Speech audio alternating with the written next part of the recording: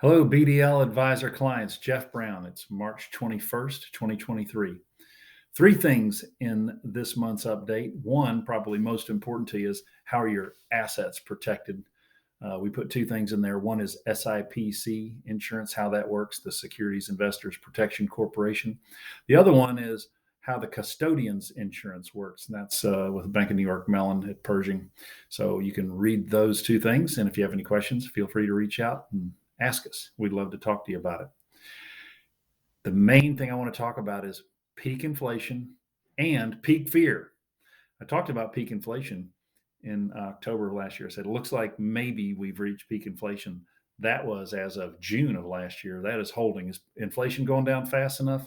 It never goes down fast enough, but it's coming down, and the capital markets are responding since October. Look at the performance. It's been pretty good. If you have any questions about that, let us know. But we've also got the long-term history of when these peak inflation moments have been hit in the past, and just reminding you how things go from there. Now, the other one, and I think really important, is money market assets. In our industry, there's no better gauge of fear than to look at how much money goes into money market assets when people get scared.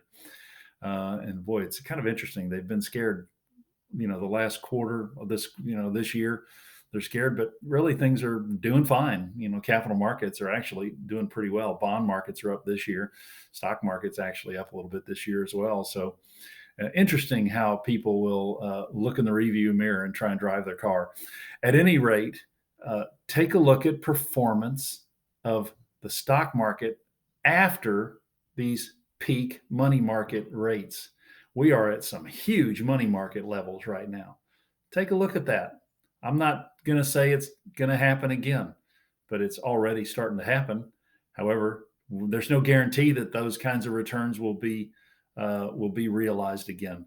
But just look at it, and if you think about it, it makes sense.